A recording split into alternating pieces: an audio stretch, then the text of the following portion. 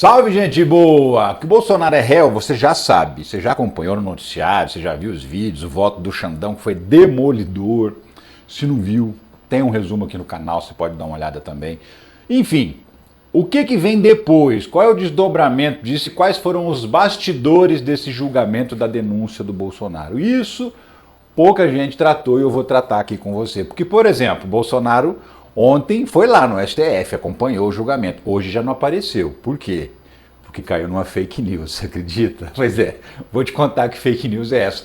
E ele também não está nada contente porque o Donald Trump elogiou as eleições no Brasil. A tese deles não é que a eleição era roubada? Então, aí fica difícil, né? Inclusive que esse vai e vem de julgamento de Bolsonaro teve até um caminhoneiro terrorista. Mais um. Dessa vez ele tentou jogar o caminhão em cima de uma base da Polícia Rodoviária Federal.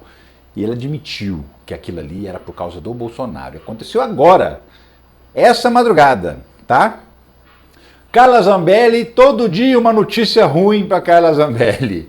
Ontem, a confirmação do 6-0 no STF pela condenação dela lá por porte ilegal de arma e constrangimento ilegal. Hoje, confirmação de que o Tribunal Regional Eleitoral de São Paulo cassou o mandato da Carla Zambelli por outro motivo que não tem nada a ver com aquela perseguição armada. Te conto. E também vou te dar, obviamente, as notícias econômicas, que eu sempre que posso trago alguma notícia econômica, principalmente aquelas que você não vê nas manchetes, porque será, né? Inclusive te contar que papai Lula está terminando a reforma ministerial. Como? Chamou as lideranças políticas para dar um passeio no Japão. Foi todo mundo para o Japão com ele, porque tinha umas reuniões com empresários, para assinar acordos com o Japão, e aí nesse vai e vem, muitas horas de avião, né? Aí senta com os caras e tentou botar as cartas na mesa, ajeitar o governo. Você vai saber sobre isso também, ó. Vem comigo, que eu sou Ricardo Mello, sou o explicador-geral da República e estou aqui para traduzir o politiquês para o bom e velho português que todo mundo entende. E já te peço para sentar o dedo no like, para se inscrever no canal, ativar o sininho, entrar no grupo de WhatsApp, porque lá todo o conteúdo chega e sempre chega primeiro para quem está no grupo. O link está aqui na descrição, é só clicar e entrar. E também te peço, se quiser e se puder, para participar do financiamento coletivo, que é o que mantém esse trabalho no ar. Você pode ser membro do canal ou pode usar essa chave Pix. Mas se não puder também, relaxa, fica tranquilo. Deixa um engajamento aí, uma curtida, um comentário, uma inscrição. Tá pago. Mas vamos nessa. Seguinte, ó, notícias que vieram logo após Jair Bolsonaro se tornar réu. Agora, Bolsonaro está simbolicamente sentado no banco dos réus por golpe de Estado. Pessimismo toma conta das defesas após a STF aceitar denúncia contra Bolsonaro e aliados. Todos lascados. A Bela Megali, colunista do jornal o Globo, conversou com os advogados dos denunciados. E aí um deles falou isso. Ela obviamente não revelou quem, porque foi uma conversa em off.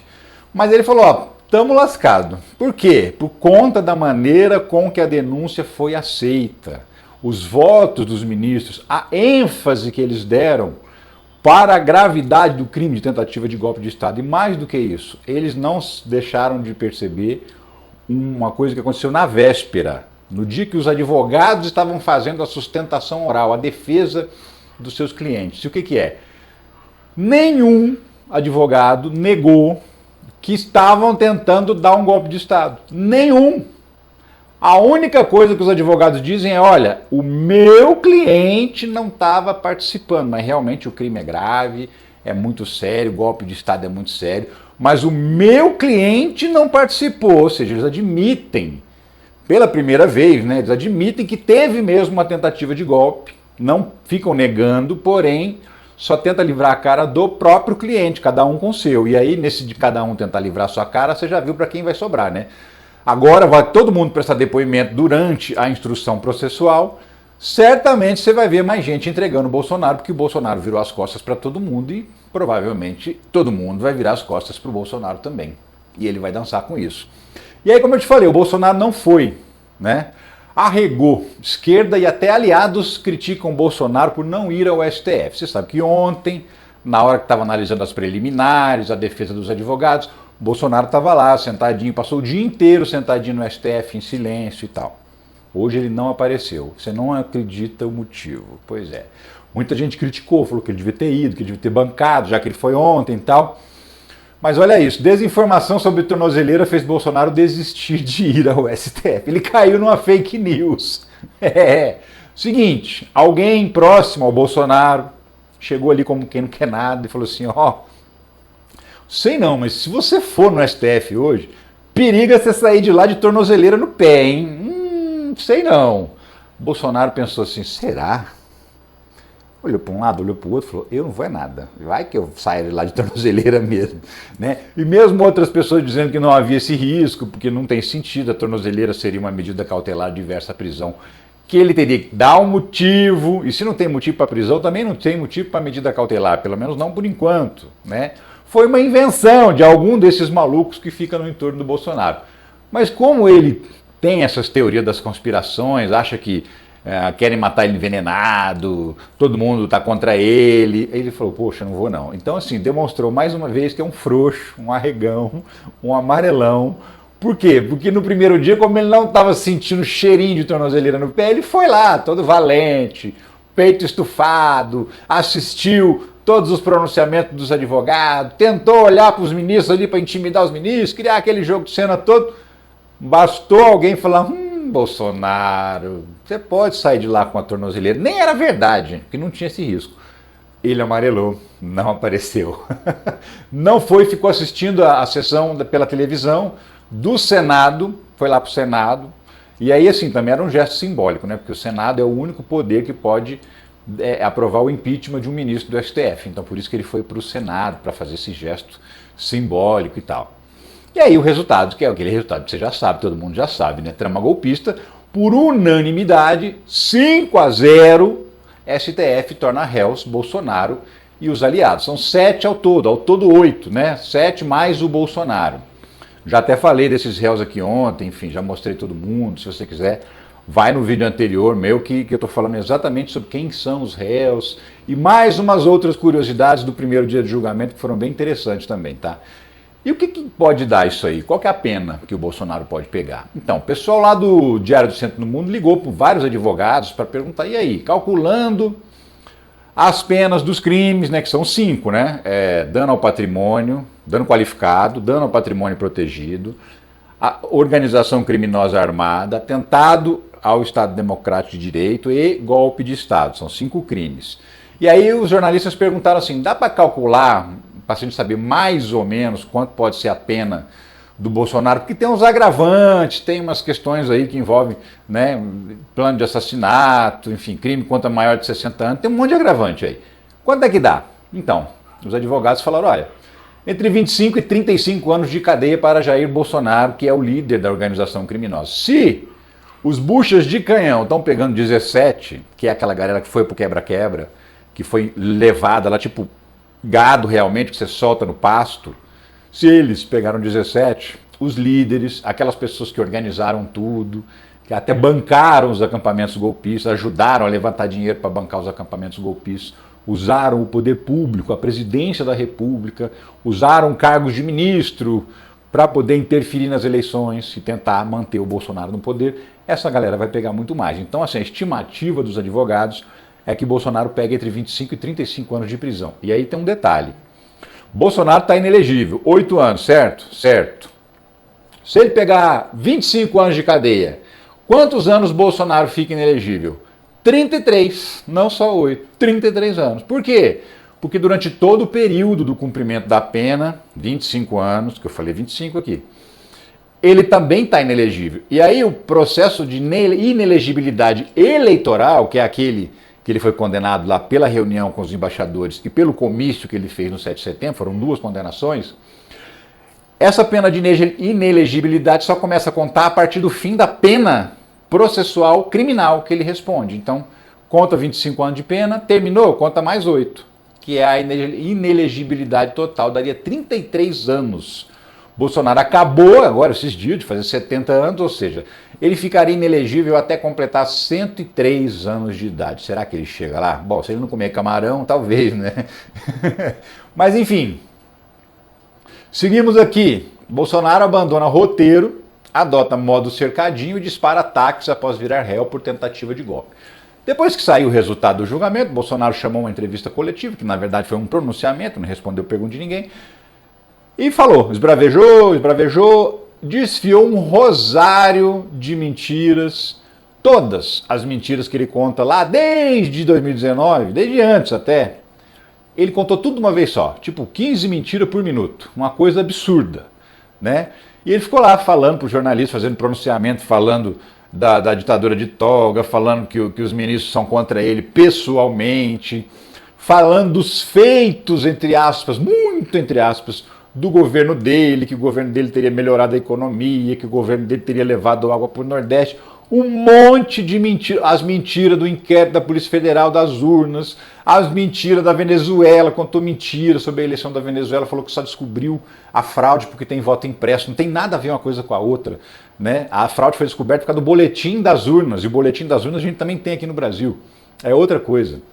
Então, assim, desfiou aqueles ataques às urnas eletrônicas, ao TSE, dizendo que o Supremo Tribunal Federal descondenou o Lula para ele ganhar a eleição, ajudou o Lula na eleição, proibiu o Bolsonaro de contar mentira na campanha eleitoral. Óbvio que ele não falou que era mentira, mas tudo que ele queria era mentira.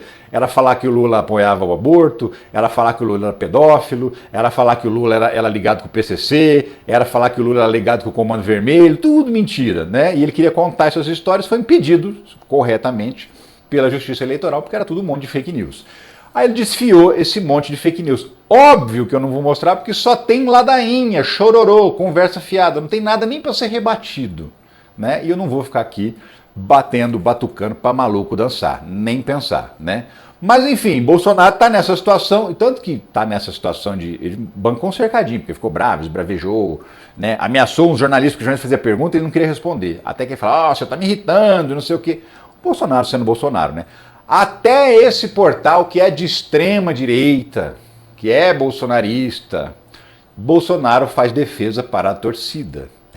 E ele chegou lá e falou que vai botar um ponto final nisso aí, tá ok? Mas quem vai botar o ponto final, segundo o próprio site aqui, ó, é o STF, é o Supremo Tribunal Federal. Então, assim, arrotou grosso, né? Não vai pegar meu telefone. Pegaram meu telefone, lembra desse meme? Então, né? Tudo que ele falou, eu só saio preso, morto com a vitória e preso não serei. Será? Tá tudo dando ao contrário do que o Bolsonaro disse que faria, né? Defesas não negam tentativas de golpe, mas ressaltam que seus clientes não participaram. Sim, isso aqui é importante ressaltar, né? Porque não nem é de hoje, mas de ontem. Durante o julgamento, cada advogado teve 15 minutos para apresentar a sua defesa oral, a sua sustentação oral, para dizer que seus clientes eram inocentes. 8 advogados. O advogado do Mauro Cid disse o seguinte: não tem nada a declarar, não vou gastar energia aqui defendendo meu cliente, ele já delatou, já contou, já colaborou com a investigação, só quer os benefícios dele. Os outros 6, um que é o do Bolsonaro, falou, não teve golpe, isso é uma invenção, isso é uma maluquice e tal. Os outros 6, nenhum negou que teve uma tentativa de golpe. Todos eles admitiram a gravidade, a importância do crime, da tentativa de golpe. Todo mundo falou, olha, estava rolando, mas quem fez não foi ele e tal. Todo mundo se preocupou em defender o seu próprio cliente, dizendo que este cliente não participou do golpe, porém, que o golpe estava acontecendo, estava rolando, só deu errado, mas, de qualquer maneira, o cliente dele não sabe de nada, né? Então isso reforça, mais uma vez, né, o argumento jurídico da tentativa de golpe de Estado. E aí, os caras ficam nessa conversa fiada, não, porque não pode, porque não tem, porque não sei o quê. Mas aí eles chegam lá diante dos ministros e não admitem, né, que teve o golpe.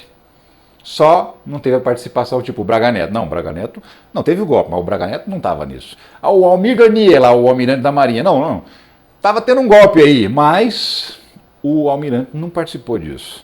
O general Heleno, não, porque o general Heleno teve o golpe, mas a agenda dele não quer dizer nada, ele não participou disso. Foi só isso que eles ficaram falando esse tempo inteirinho. Então, assim, ficou caracterizada a tal da materialidade do crime. O que é a materialidade do crime? O crime aconteceu. Então, assim, ficou claro, sim, o crime aconteceu. Por outro lado, o que agora o processo vai se aprofundar? Quem cometeu o crime? Se foi todos? Se foram só alguns? Se alguns não participaram? Se realmente é um equívoco da denúncia e tal? E o que acontece daqui para frente? Então, daqui para frente é o seguinte, saiu a decisão de aceitação da denúncia, agora os réus vão ser citados. O oficial de justiça vai atrás de um por um, um papelzinho e falou, você virou réu, assina aqui para mim. A partir dessa assinatura tem 10 dias para o advogado apresentar mais uma defesa. E essa defesa é apresentada só para o Alexandre de Moraes, que é o relator. Neste momento, depois desses 10 dias, os advogados apresentam essa defesa, o Xandão vai analisar. Se algum advogado convencer o Xandão de que o cliente dele não participou do golpe, o Xandão, numa canetada, pode virar e falar, tá livre, tchau, absolvido. Sumariamente, nem preciso passar pelos outros ministros. Ele tem essa autonomia como relator do processo, de absolver alguém, mas ele não tem autonomia para condenar sozinho. Então, se ele não for convencido por nenhum advogado, toca o processo para frente e aí começa a fase de instrução processual. Como? Depoimentos dos réus, que prestaram depoimento da Polícia Federal, agora vou prestar tudo de novo, só que diante do juiz. Também depoimento de testemunhas que eles vão chamar e tal.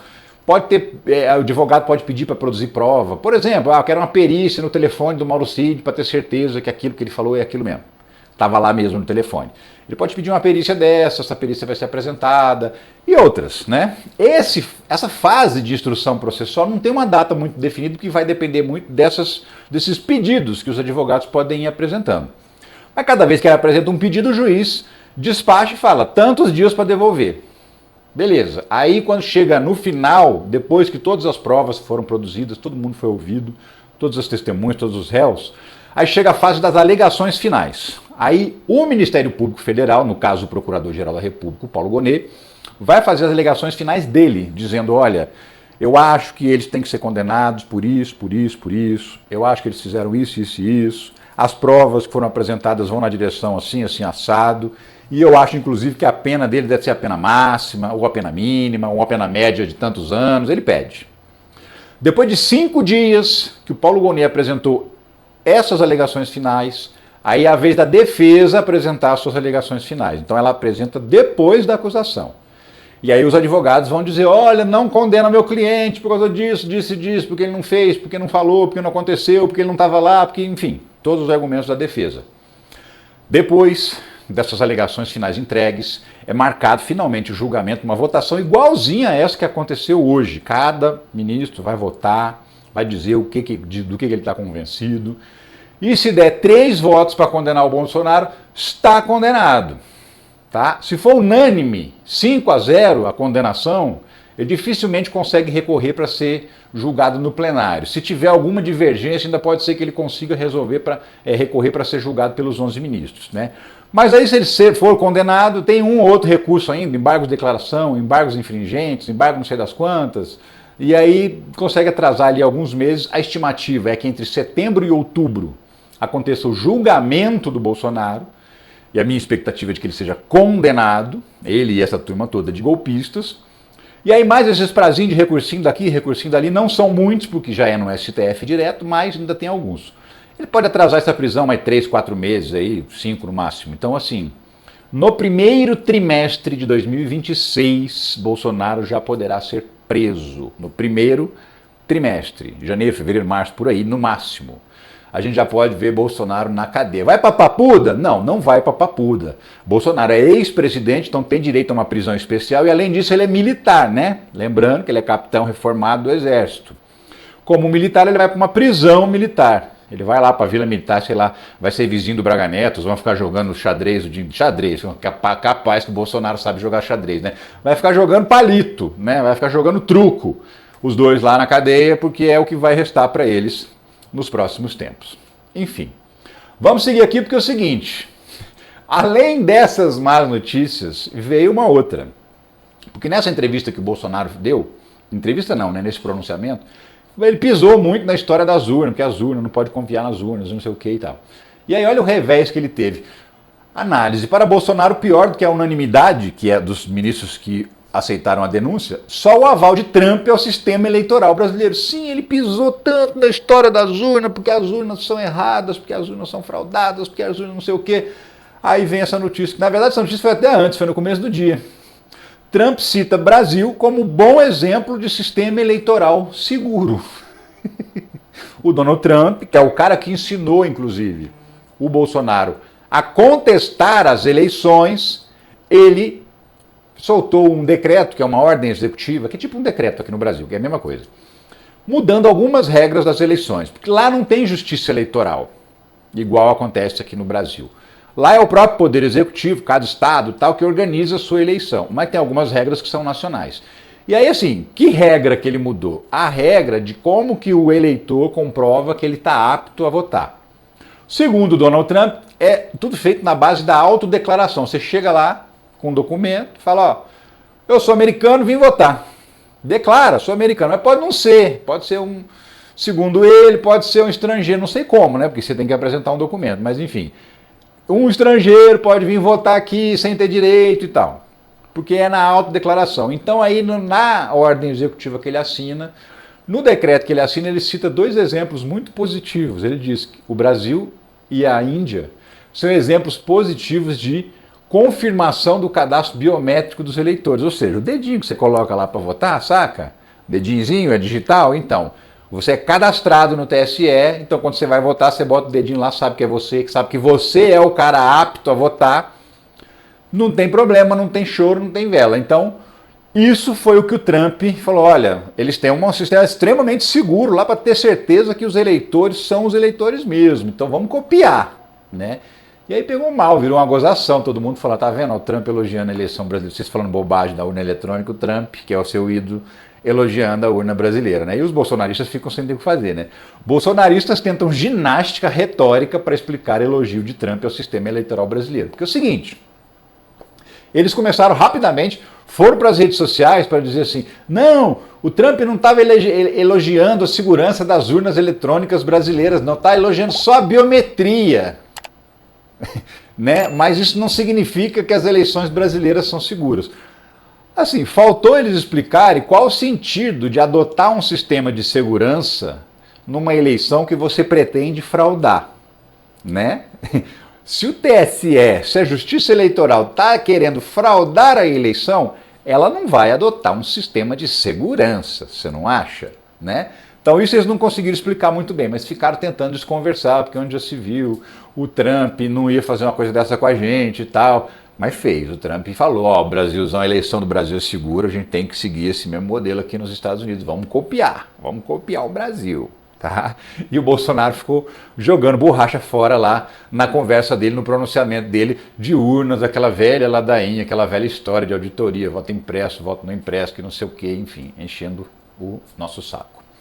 E aí, logo que teve o primeiro dia do julgamento, que a coisa já foi caminhando para ficar ruim para o Bolsonaro, aconteceu um episódio, né, entre o primeiro e o segundo dia, que é o episódio de um caminhoneiro terrorista.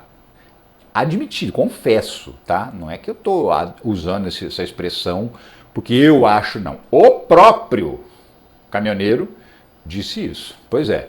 Vou te contar essa história, mas antes só um recado rápido para quem está querendo trabalhar em casa. Tem um monte de profissões que você trabalha em casa. Profissão mesmo, tá? Não é fórmula mágica para ficar rico, não. Profissão, trabalho, ralação. Você pode trabalhar com rede social, você pode trabalhar com publicidade, você pode trabalhar com vendas, você pode trabalhar com prestação de serviços, várias coisas. Profissões que você pode ficar na sua casa, com o seu computador, com o seu celular, ganhar um dinheirinho que pode ser um complemento de renda, se você tem um horário livre, ou sua renda principal. Tem muita gente que faz disso a sua renda principal. Se você quiser, se você tem interesse em conhecer essas profissões digitais, existe uma escola de profissões digitais que te ensina exatamente o que você precisa para mudar de vida, para passar a trabalhar dentro de casa. Esquece trânsito para ir para o trabalho, esquece escala 6x1, trabalhe em casa e ganhe sua graninha, sustente a sua vida trabalhando no conforto do seu lar. Então, ó, link aqui na descrição, primeiro link que aparece logo em cima, clica lá que você vai abrir um chat com o Clayson, que é nosso colega youtuber, que vai te explicar tudo que você precisa saber para conhecer essas profissões. E ó, conhecer é de graça, tá? Até 7 dias, paga nada. Você pode conhecer, se você achar que não interessa, você desiste. Se você achar que vale a pena para você, cai dentro. Pode ser uma renda extra para você. Mas enfim, vamos voltar aqui, que eu estava falando justamente do caminhoneiro, né? Um caminhoneiro foi preso porque jogou um caminhão em cima de uma base da Polícia Rodoviária Federal. O caminhoneiro é preso por atentado terrorista ao bater em carro da PRF. Isso foi lá em Brasília. O caminhoneiro é de São Paulo, foi para Brasília levar uma carga, e aí quando estava voltando, viu um posto da Polícia Rodoviária Federal e falou, vou derrubar isso aí tudo. Tinha tomado uns goró, é verdade, estava bêbado. né? De tomar 3 vezes mais álcool do que o mínimo, porque começa a ser considerado crime em 0,3, sei lá o que é a unidade de medida, mas é 0,3 por litro de sangue. E aí ele estava com 0,95, 3 vezes mais, já esqueci o nome do trem. Mas enfim, e aí ele, você sabe, né, o álcool ele tira algumas das nossas inibições, né? A gente solta o freio em algumas coisas. E o cara tava de freio soltinho, soltinho, não do caminhão dele. Por quê? Porque ele foi perguntado, o que é isso? O que aconteceu? Você perdeu o controle? Você perdeu a direção? Ele falou, não, eu queria derrubar tudo mesmo, eu queria acabar com vocês. Por quê? Porque eu sou terrorista. O cara disse isso, tá? Ó, esse vídeo aqui foi gravado por um policial rodoviário federal que estava na base, que viu, ele jogou o caminhão em cima das viaturas, acabou acertando uma das viaturas, não conseguiu o objetivo dele, porque estava muito doidão, mas olha o que ele fala.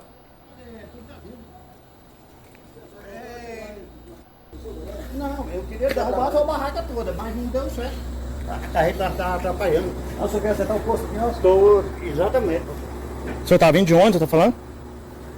A irmã tá ali dentro Tem o documento, senhor. Então o senhor queria acertar o posto todinho? É terrorista. Terrorista, feito de propósito. Terrorista, exatamente. É revoltado que os caras querem prender o Bolsonaro e... Pronto, aí ele não fala mais nada, aí dali em diante o policial sai Tá sozinho ali? O celular e vai mostrar o que o cara fez, né? Que o cara simplesmente... Ele queria derrubar essa cobertura azul, ele queria acertar as viaturas, derrubar o prédio da Polícia Rodoviária Federal, né? Você viu, ele diz, é terrorista mesmo. E por quê? Porque é revoltante que esses caras ficam querendo prender o Bolsonaro. Então, olha o nível de insanidade. Ontem eu já mostrei um caso. Agora, olha o nível de insanidade, de absurdo que as pessoas atingem de fanatismo político, né? O cara destroçou a frente do caminhão dele, olha lá. Saiu atropelando tudo, aqueles cones que são colocados na frente da PRF, bateu na viatura. Você vai ver quando chegar a imagem perto ali que a viatura está toda amassada. Por quê? Porque o Bolsonaro está sendo processado. Como qualquer ser humano que comete um crime, ou pelo menos que é suspeito de cometer um crime, pode ser investigado, processado. Esse é o Estado Democrático de Direito, mas para essa gente, né? Enfim. E aí você viu, o cara tá mamado, mas tá sincero, né? Eu queria era destruir tudo mesmo. Olha o que ele fez. Acertou a viatura, amassou tudo, arrebentou tudo. E aí foi preso por tentativa de homicídio, porque o que ele fez é tentar matar, né, os policiais que estavam na base. Se ele derruba o prédio da base com os caras dentro. Tentativa de homicídio, direção perigosa, né, por dirigir bêbado e por suspeita de terrorismo. Por quê? Porque agora eles vão investigar para saber se o cara agiu realmente sozinho, foi só um doidão, ou se tinha alguém instigando esse cara no WhatsApp, no grupo da família, ou no grupo dos amigos, ou no grupo dos caminhoneiros, né? Se alguém estimulou isso aí, pode responder também. Se tem alguma articulação por trás, pode responder também. Então, tudo isso vai ser investigado agora. O cara foi preso em flagrante, cana dura para ele, vai mais um, né? Foi preso em Brasília, vai para onde? Vai para Papuda, vai encontrar com os amigos dele que tentaram dar um golpe em 8 de janeiro e não conseguiram. Vai encontrar com a turma agora sim ele vai ficar feliz da vida, né? E ó, tem mais uma notícia que os bolsonaristas não vão gostar. Pois é, desculpa, não gosto de ser portador de más notícias, mas tem dia que não tem jeito, né? Dá uma olhada nessa aqui. TRE de São Paulo confirma decisão que caça mandato e torna Zambelli inelegível por 8 anos. Parece notícia repetida, né? Um dia desse ela foi condenada 6-0 no Supremo Tribunal Federal porque ela perseguiu aquele jornalista no centro de São Paulo com uma arma na mão, dando tiro, aquela confusão toda, né? E aí ela responde por porte ilegal de arma e também por constrangimento ilegal mediante uso de arma de fogo, que é um agravante do crime de constrangimento ilegal. Já pegou 5 anos e 3 meses de cadeia, 6-0 a votação do STF. Não tem mais como reverter o jogo, mesmo com um processo parado, porque o Nunes Marques, lá o terrivelmente puxa-saco do Bolsonaro, paralisou o processo, mesmo assim, o Zanin e o Toffoli anteciparam os votos, já fechou o caixão, 6-0, está caçada. Porém, este caso que eu estou falando aqui é outro, não tem nada a ver com aquela perseguição armada. Carla Zambelli foi julgada pela Justiça Eleitoral, crime eleitoral. Que crime? Espalhar fake news sobre as urnas eletrônicas, sobre a lisura do processo eleitoral, sabendo que é tudo mentira. Por quê? Porque não tem uma evidência, uma prova, um sinal, um lampejo que seja de fraude nas urnas, mas então assim, sabendo de tudo isso, ela continuou estimulando essas mentiras, foi denunciada, foi aberta uma investigação, uma ação de investigação da Justiça Eleitoral, chama AIGE, e aí ela foi condenada. Aí ela recorreu no próprio Tribunal de Justiça, no Tribunal Regional Eleitoral, perdão, que é a segunda instância, porque ela foi condenada na primeira instância da Justiça Eleitoral, recorreu à segunda instância, a segunda instância confirmou. Aí ela recorreu na segunda instância, aí agora o TRE confirmou que realmente ela está cassada. Então são duas cassações, dois motivos diferentes de cassação, pela perseguição armada e por espalhar fake news das eleições. E aí assim, ela já cai fora da Câmara? Ainda não, né? Porque num caso, embora ela já esteja condenada, o processo está paralisado, então tem que esperar concluir o processo, publicar a condenação, ela ainda vai ter um ou outro recursinho também, porque é no STF, mas pouca coisa. E nesse caso aqui, ela pode recorrer ao Tribunal Superior Eleitoral e depois ainda ao STF, 2 vezes. Então assim, enquanto ela não recorre, ela está recorrendo ao Tribunal Superior Eleitoral, ela não sai do mandato, ela continua deputada. Se o TSE confirmar a condenação, ela sai do mandato na hora. Tchau. Mas ainda assim ela pode recorrer ao STF, que é a última instância. Só que aí ela já recorre fora do mandato, tá? Então, na próxima instância da Justiça, se essa condenação for confirmada, a Zambelli já está fora do mandato automaticamente. E aí depois vai recorrer fora, tá? De qualquer maneira, ainda tem aquela investigação que ela invadiu junto com o hacker de Araraquara o sistema do TSE para poder enfiar lá um mandado de prisão do Xandão contra ele mesmo e também para expedir um alvará de soltura para um traficante do Comando Vermelho. Sim, Dona Carla Zambelli e o hacker de Araraquara fizeram isso e o hacker contou que foi ela que mandou e que ela que pagou ainda para ele fazer isso. Então é outro crime. E tem tantos na fila para poder julgar a Zambelli que a hora que começar a cair as condenações vai ser uma atrás da outra. Tá? Zambelli, como ela tem foro privilegiado por enquanto que é deputada. Porém, quando for condenada, transitada em julgado, no caso dela, ela não tem direito à prisão especial.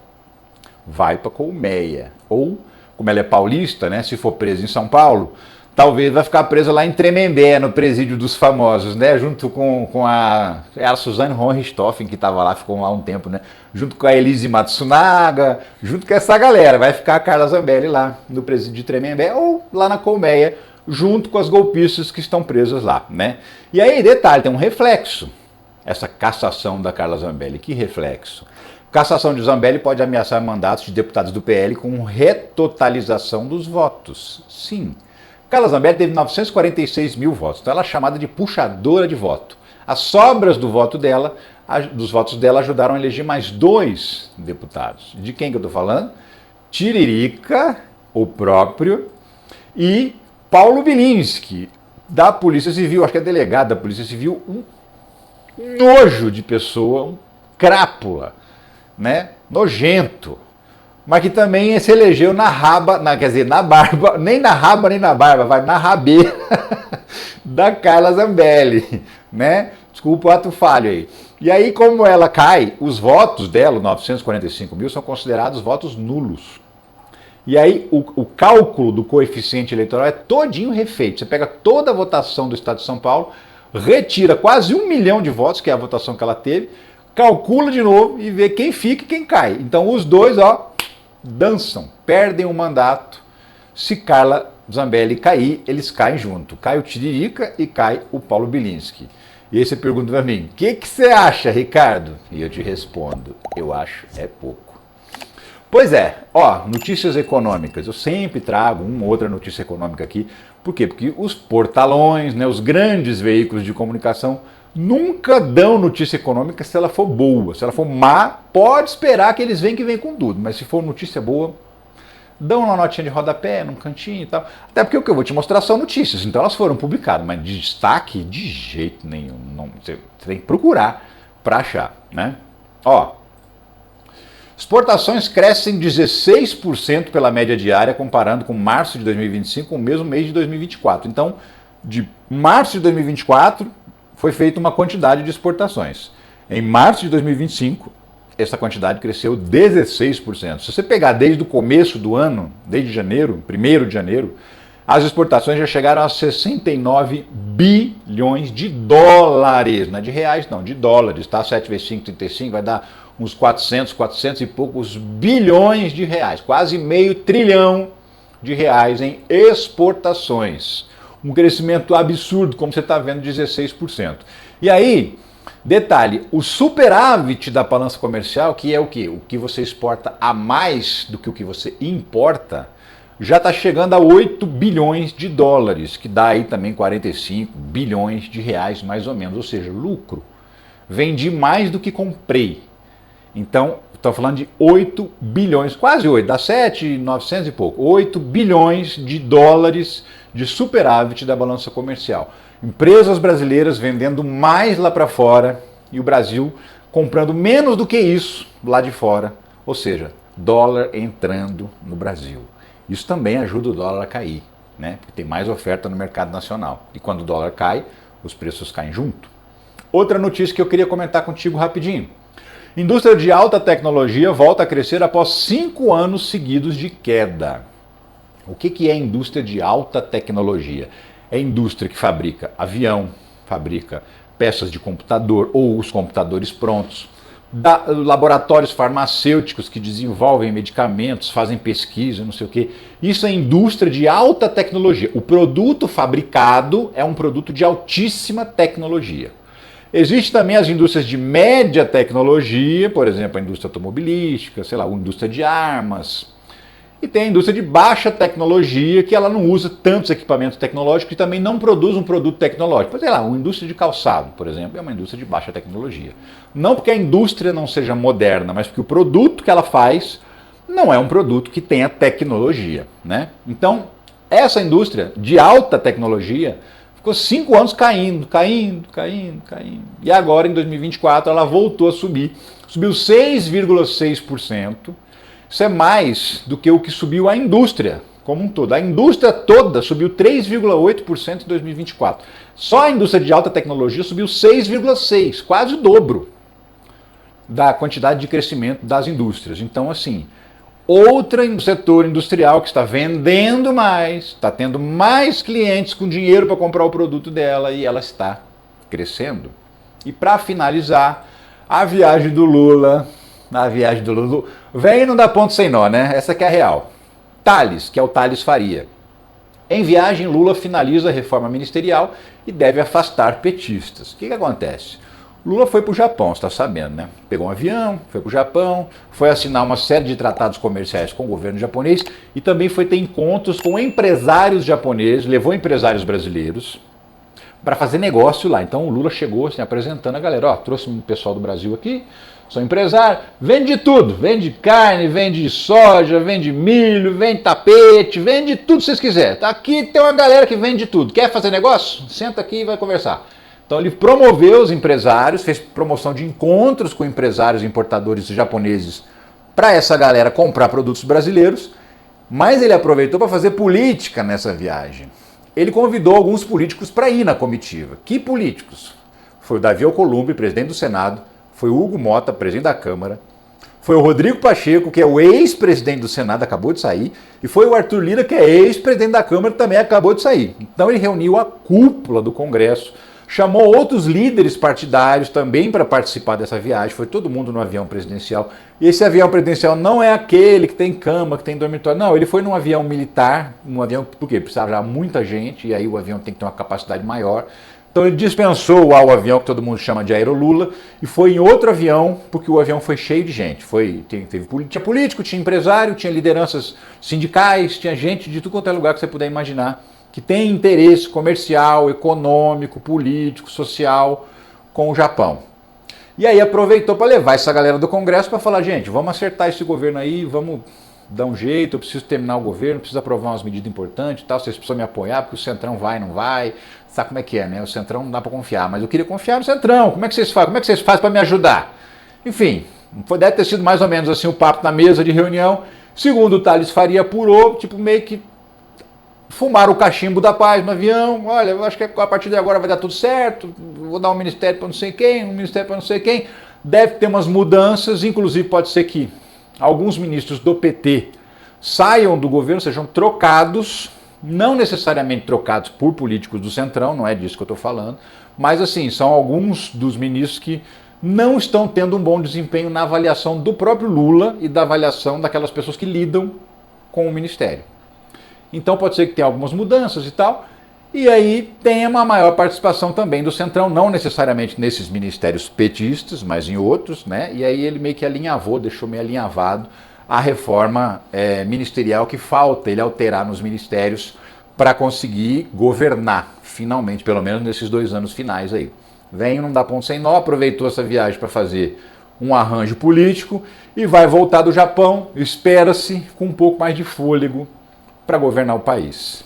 É isso, gente. Obrigado por você ter ficado até o final desse vídeo. Muito obrigado mesmo pela companhia. Se não deixou o like lá no começo do vídeo, porque não sabia se ia gostar, deixa agora. Se acha que valeu a pena para você, pode valer para outras pessoas. Então, assim, deixar um engajamento é importante. Cada vez que você curte, comenta, compartilha, esse vídeo é mostrado para mais 4, 5, 10 pessoas. E é isso que a gente precisa, afinal de contas. Eu volto a qualquer momento com outras notícias sobre a política brasileira e internacional. Um super abraço para você nesse dia de Bolsonaro no banco dos réus. E eu acho é pouco. Um abraço. Tchau.